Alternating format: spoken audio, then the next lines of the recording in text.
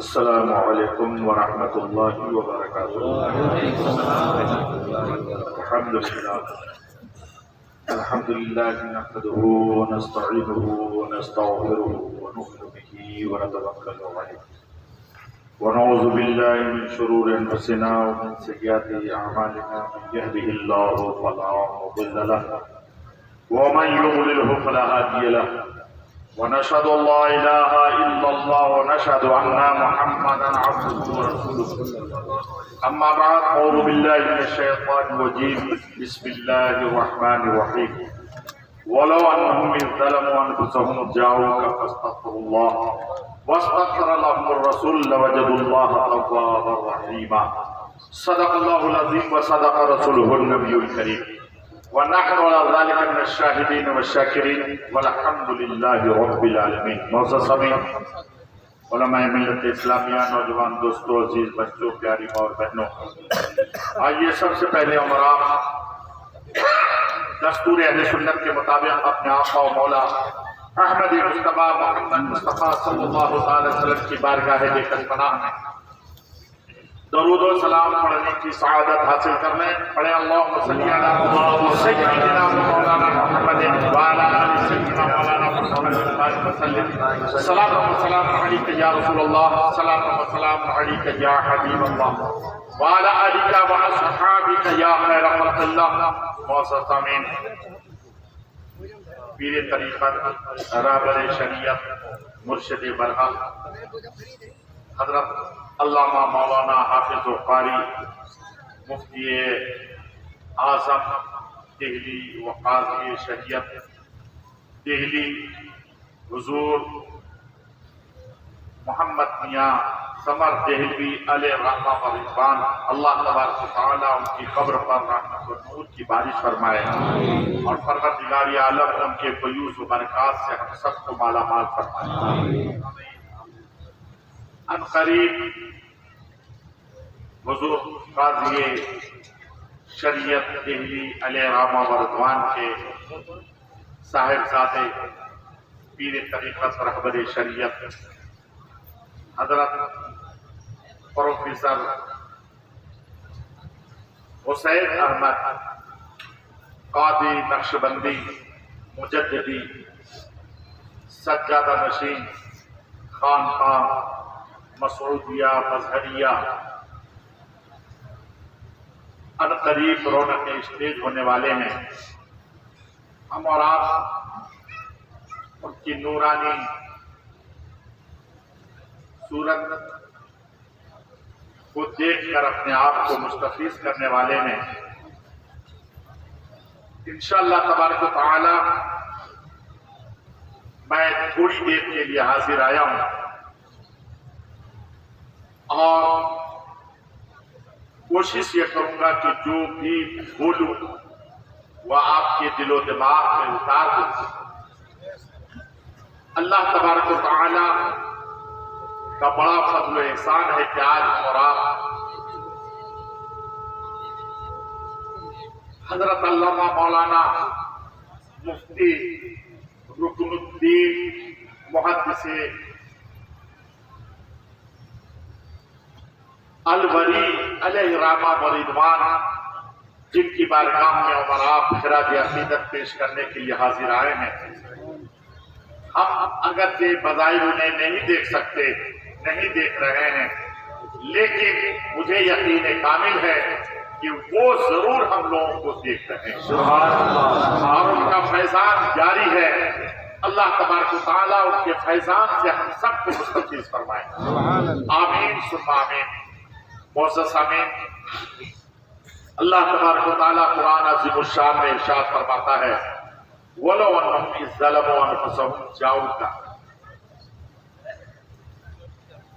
اے محبوب، اگر یہ مومن اپنے آپ پر ظلم کریں تو وہ آپ کی بارگاہ میں آ جائیں اور آپ کی بارگاہ میں آنے کے بعد واستغفر اللہ، اور اللہ سے وہ استغفار کریں، مغفرت طلب کریں، واستغفر لهم الرسول، اور آپ بھی ان کے لیے استغفار فرمائیں، آپ بھی ان کے لیے سفارش کریں، کہ لَوَجَدُوا تَوَّابًا رَحِيمًا، یقیناً وہ اس وقت میں اللہ کو توبہ قبول کرنے والا مہربان پائیں گے۔ میں نے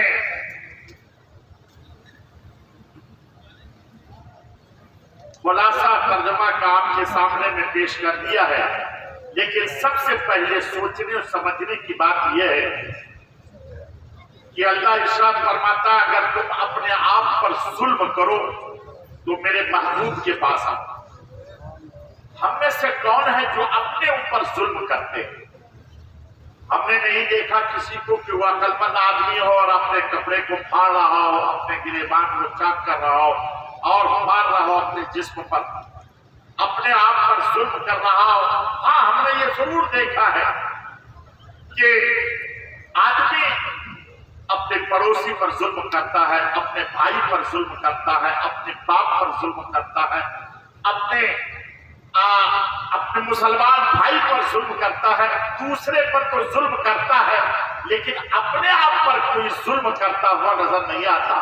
لیکن قرآن کہتا ہے کہ اگر تم اپنے اوپر ظلم کرو تو آپ جس ظلم کو سمجھ رہے ہیں وہ ظلم اس آیت مبارکہ میں وہ ظلم مراد نہیں ہے، بلکہ اس ظلم سے مراد یہ ایک ہے عقیدے کا ظلم اور ایک ہے اعمال کا ظلم۔ عقیدے کا ظلم بہت بڑا ظلم ہے، وہ معافی نہیں ہوتا، اور ایک ہے اعمال کا ظلم۔ اگر عمل کے اعتبار سے تم اپنے اوپر ظلم کرو تو اللہ فرماتا ہے وہ میرے محبوب کے پاس آ جائے، نبی کے پاس آ جائے، اور آنے کے بعد اللہ سے استغفار کرے، توبہ کرے۔ لیکن یاد رکھو کہ اللہ سے استغفار کرو گے اور یہ سوچو گے کہ اللہ تمہاری مغفرت فرما دے گا، ہرگز نہیں۔ اللہ فرماتا ہے تم مجھ سے استغفار کرو، خوب گر گراؤ، لیکن یاد رکھو میں اپنے مجرم کو اس وقت تک معاف نہیں کروں گا جب تک کہ میرا محبوب تیرے لیے سفارش نہ کر دے۔ اور جب میرا محبوب تیری سفارش کر دے گا تو یہ اس بات کی دلیل ہو جائے گی کہ میرے محبوب نے تمہیں معاف کر دیا ہے، اور جب میرے محبوب نے معاف کر دیا ہے تو لَوَجَدُوا تَوَّابًا رَحِيمًا، اس وقت میں تم اللہ کو توبہ قبول کرنے والا مہربان ہو۔ اگر ہم اور آپ ظلم کریں تو کہاں جائیں؟ بولیے مصطفیٰ کے پاس۔ کہاں جائیں؟ کہاں جائیں گے؟ نبی کے پاس۔ اور نبی کے پاس جانے کے لیے مدینہ شریف تو ویزا بنوانا ہے، پاسپورٹ بنوانا ہے، پیسہ خرچ کرنا ہے۔ مالدار لوگ گناہ کریں گے تو چلے جائیں گے پاسپورٹ بنوا کر، ویزا لے کر مدینہ، لیکن غریب بھی تو گناہ کرتے ہیں، وہ بیچارہ کیسے جائے گا؟ وہ اللہ ارشاد فرماتا ہے ہم نے کب کہا ہے کہ تم مدینہ جاؤ؟ ہم نے تو یہ کہا ہے کہ میرے محبوب کے پاس جاؤ، اور میرے محبوب کو تم نے دور کیسے سمجھ لیا؟ میرا محبوب وہ ہے کہ النبی اولیٰ بالمؤمنین من انفسہم، نبی تمہاری جان سے بھی زیادہ قریب ہے، گردن جھکاؤ نبی کی بارگاہ میں حاضر ہو۔ سبحان اللہ، سبحان اللہ، بے شک نبی تمہاری جان سے بھی زیادہ قریب ہے۔ لیکن یاد رکھیے گا یہ عقیدہ اسی کا ہے جو مومن ہے، جو مسلمان ہے انہی کے قریب نبی ہے، اور جو مومن نہیں ہے وہ سوچتا ہے کہ نبی قریب نہیں ہے، اور حقیقت میں اللہ نے نشاندہی فرمائی ہے کہ النبی اولیٰ بالمؤمنین من انفسہم، تم میں جو مومن ہے انہی کی جان سے زیادہ قریب میرا محبوب۔ سبحان اللہ، سبحان اللہ۔ یہ اور بات ہے کہ ہم لوگ محبوب سے بہت دور ہیں، ہم تو نبی ہم سے بہت قریب ہیں، لیکن ہم لوگ نبی سے بہت دور ہیں۔ آپ سوچ رہے ہیں کہ یہ کیسے ہو سکتا ہے؟ یہ مائک جب مجھ سے قریب ہے تو میں بھی مائک سے قریب ہوں، تو جب نبی قریب ہے تو ہم بھی قریب ہوئے۔ لیکن یقین جانیے نبی تو ہم سے قریب ہیں، لیکن ہم لوگ نبی سے بہت دور۔ ہم لوگ نبی سے بہت دور ہیں. اس کو یوں سمجھیے کہ ایک مرتبہ ایک جوہری ہیرا اور جواہرات بیچنے والا وہ تجارت کے لیے کی غرض سے اپنے ہیرے جواہرات کو ساتھ میں لیا اور دوسرا شہر سفر کی نیت سے نکلا. لیکن ایک چور جس نے دیکھا کہ ہیرے جواہر ان کے پاس ہیں تو وہ بھی ان کے ساتھ ہو گیا, اسی لباس میں ساتھ ہو گیا. لیکن جوہری سمجھ گیا کہ یہ تاجر نہیں ہے, یہ چور ہے. حقیقت میں جو تاجر ہوتا ہے وہ اپنے تاجر کو پہچانتا ہے. اور ایسے ہی یاد رکھیے گا, مولانا کو پہچانتا ہے. مولانا جانتا ہے کہ یہ عالم برحق کون ہے, عالم حق کون ہے, عالم سو کون ہے. یہ عالم جانتا ہے, آپ کو پتا نہیں. تاجر کو پہچانتا ہے. وہ چور تھا, اگرچہ تاجر کے لباس میں تھا, لیکن وہ پہچان گیا کہ یہ چور ہے. اور جب منزل دونوں ساتھ چلے اور جب ساتھ چلے تو ایک جگہ پڑاؤ ڈالا. اس دور میں تو یہ جہاز یا ریل یا بس وغیرہ تو یہ تھی نہیں بس کہ بس پکڑے اور چلے گئے, بلکہ پیدل سفر ہو رہا تھا. اور راستے میں انہوں نے پڑاؤ ڈالا اور تجویز پیش کی تاجر نے کہ دیکھو بھائی ایسا کرو, تمہارے پاس بھی مال ہے, میرے پاس بھی مال ہے, کہیں دونوں سو جاؤ گے تو لے کے نہ چلا جائے چور. ایسا کرو کہ تم سو جاؤ. چور کو کہا پہلے تم سو جاؤ, 12 بجے رات تک تم سو, 12 بجے کے بعد ہم تم کو اٹھا دیں گے, پھر میں سو جاؤں گا, تم پہرا دینا. انہوں نے سوچا بڑا اچھا موقع ہو گیا, جب یہ سو جائے گا اس کے ہیرے جواہرات, یہ جب میں سو جاؤں گا اور میں رات میں اٹھوں گا تو ان کے بعد ان کو سونے دوں گا, ان کے ہیرے جواہرات کو لوں گا اور بھاگ جاؤں گا. لیکن تاجر نے کیا جب چور سو گیا تو تاجر نے دیکھا کہ چور سو گیا ہے تو اپنے ہیرے جواہرات کو نکالا اور چور کے سامان میں رکھ دیا. 12 بجے رات کے بعد چور کو اٹھایا اور چور اٹھا کا اٹھو اور اس کے بعد جو ہے اب تم پہرا دو, میں سوتا ہوں. تاجر بے فکر ہو کر سو گیا. اور جب تاجر سو گیا تو چور پہلے اس کو ہلاتا ہے. دیکھا کہ سو گیا تو اب تاجر کے سامان میں ہیرے جواہرات کو ڈھونڈ رہا ہے, لیکن ملا نہیں. بہت ڈھونڈا, ملا نہیں. صبح ہو گئی اور تاجر کو اٹھایا. وہ اپنی ضرورت پوری کرنے کے لیے پیشاب پاخانہ کے لیے جنگل چلا گیا. تاجر اٹھا جلدی سے اور ان کے سامان سے ہیرے جواہرات کو لیا, اپنے سامان میں رکھ دیا. چور آیا, سفر شروع ہے. راستے میں چور نے کہا کہ جب آپ سو گئے تھے, میں سو گیا تھا تو آپ نے پہرا دیا, میں اٹھا تو میں نے اپنے سامان کو محفوظ پایا. آپ سوئے, اب اٹھے, آپ بھی دیکھ لیجیے کہ آپ کا سامان محفوظ ہے کہ نہیں, کیونکہ کل میں نے آپ کے سامان میں ہیرے جواہر دیکھے تھے. تاجر نے جلدی سے اپنے سامان سے ہیرے جواہرات کو نکال کر دکھا دیا. وہ بڑا تعجب میں کہ یہ سامان کو تو میں نے خوب تلاش کیا لیکن ملا نہیں. کہا اچھا آج دیکھیں گے. اور جب سفر شروع ہوا اور جب پہنچا پھر منزل تک تو پھر وہی تجویز. پھر تاجر نے کیا, اس کو سلا دیا. جب وہ چور سو گیا تو اپنے سامان کو ان کے جیب میں رکھ دیا اور ان کو اٹھایا. اٹھانے کے بعد خود سو گیا. وہ بہت تلاش کیا لیکن ہیرے جواہرات نہ ملنا تھا, نہ ملے. اور صبح کے وقت میں تاجر کو اٹھایا. چور اپنی ضرورت کے لیے پورے جنگل گیا. یہ جلدی سے ان کے جیب سے ہیرے جواہرات کو نکال کر اپنے جیب میں رکھ دیا. سفر شروع ہے. اب وہاں وہ شہر آ گیا جہاں سے الگ ہونا ہے. تاجر سے وہ چور ہاتھ جوڑ کر کھڑا ہو گیا اور کہتا ہے کہ میں تاجر نہیں ہوں, میں چور ہوں, لیکن اب بتا دیجیے کہ رات میں وہ ہیرے جواہرات رکھتے آپ کہاں تھے. تاجر مسکرایا. کہا یہ بتاؤ کہ تم تلاش کہاں کرتے تھے. کہا آپ کے سامان میں. کہا جب تم سو جاتے تھے تو میں وہ ہیرے جواہرات تیرے سامان میں رکھ دیتا تھا، اگر تم اپنے سامان کو تلاش کرتے تو یقیناً وہ ہیرے جواہرات مل جاتے۔ اس مثال کو آپ نے سمجھا ہے تو مجھے کہہ لینے کی اجازت دیجیے، ہیرے جواہرات چور سے بہت قریب ہے، لیکن چور ہیرے جواہرات سے بہت دور ہے۔ خدا کی قسم نبی ہمارے جان سے بھی زیادہ قریب ہے، لیکن ہم نبی سے بہت دور ہیں، ہم نبی سے بہت دور ہیں۔ میرے دوست خدا کی قسم نبی تمہاری ہر حرکتوں کو دیکھ رہے ہیں، تمہارے اٹھنے بیٹھنے کو دیکھ رہے ہیں، تمہارے حرکات کو دیکھ رہے ہیں۔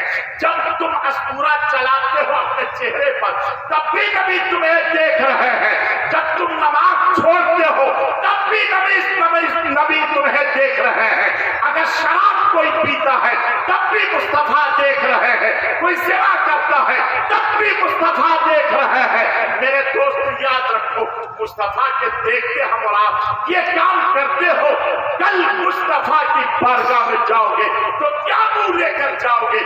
اس لیے بیٹھے بیٹھے آج تم محدث عربی محدث البری رحمت اللہ تعالی علیہ کو گواہ بنا کر توبہ کرو، زنا سے توبہ کرو، شراب سے توبہ کرو، اور یہ طے کرو کہ آج کے بعد سے نماز نہیں چھوڑیں گے، آج کے بعد سے جھوٹ نہیں بولیں گے، آج کے بعد سے ماں باپ کی نافرمانی نہیں کریں گے، آج کے بعد سے بزرگوں کی توہین کرتے ہوئے ہم نہیں دیکھیں گے۔ میرے محترم دوست یاد رکھیے گا، نبی ہماری جان سے بھی زیادہ قریب ہے، اور آپ اور ہم کوشش کریں کہ ہم بھی نبی سے قریب ہو جائیں، ہم بھی نبی سے قریب ہو جائیں۔ اور ہم کو اور آپ کو اللہ نے کہاں بھیجا؟ مصطفیٰ کے پاس بھیجا۔ کہاں بھیجا بولیے؟ کہاں بھیجا بولیے؟ اور مصطفیٰ سے اللہ نے کیا فرمایا؟ وَأَمَّا السَّائِلَ فَلَا تَنْهَرْ وَأَمَّا السَّائِلَ فَلَا تَنْهَرْ۔ محبوب یہ جتنے گنہگار ہیں سب کو تیری بارگاہ میں بھیج رہا ہوں، یہ مانگنے والے کو بھیج رہا ہوں، یہ مغفرت طلب کرنے والے کو بھیج رہا ہوں۔ دولت مانگے گا، علم مانگے گا، مغفرت مانگے گا، جنت مانگے گا، دنیا مانگے گا، آخرت مانگے گا، سب مانگنے والے کو تیرے پاس بھیج رہا ہوں۔ خبردار ان مانگنے والے کو چھڑکنا نہیں، بھگانا نہیں، اس لیے کہ بھگاتا وہ ہے جن کا خزانہ خالی ہوتا ہے، اور تیرا تو مقام یہ ہے اتنا آفینا کل کوثر، ہم نے تمہیں کثرت سے عطا کیا ہے، خود تیرا فرمان ہے انا قاسم واللہ یؤتی، اللہ دیتا ہے میں بانٹتا ہوں۔ نبی نے فرمایا جب اللہ کے دینے میں کمی نہیں ہے مصطفیٰ کے بانٹنے میں بھی کمی نہیں۔ نعرہ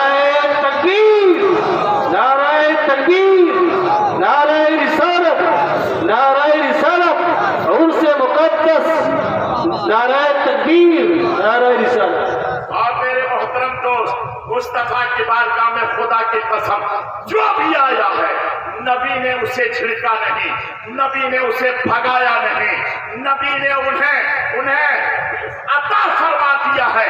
آئیے میں آپ کو ایک حدیث شریف سناتا ہوں میرے محترم دوست، مسلم شریف کی حدیث ہے، مسلم شریف، اور حضرت عبداللہ ابن عباس غالباً اس کے راوی ہیں۔